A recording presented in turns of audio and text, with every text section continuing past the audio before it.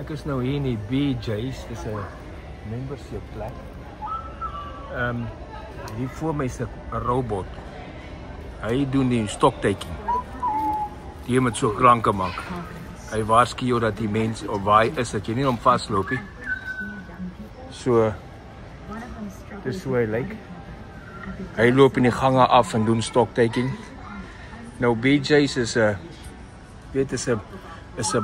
waar jy bulk goeder koop.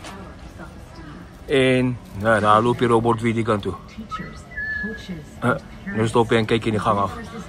So is allerhande goed daar agter is die deli department en die meats en die goeders en die binnesklere en alles. Aan die ander kant is daar kosse en goeders.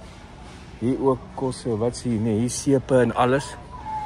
So die goed is hele goedkoop hier binne. En dit is dan jy betaal membership per jaar dan kan jy is $30 'n jaar membership, maar ons soldate kry die membership verniet. So jy het jou kaartjie, dan kom jy in en dan kom koop jy goeders. En as jy nie 'n kaartjie het nie, kan jy nie hier koop nie. So jy maak jou membership, as jy $30 betaal vir membership, jy maak hy geld op met die eerste keer wat jy goed koop sommer.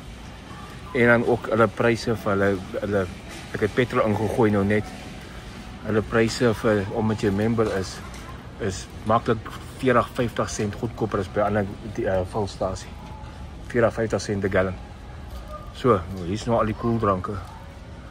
So dis hier so by BJ's. Ek sê die vandag ek gaan gou vir my vleis kry, skaap chops en vark chops en so en miskien 'n beef what you call this, a roast. Beef roast en so 'n bietjie vrugte en so aan. En salami.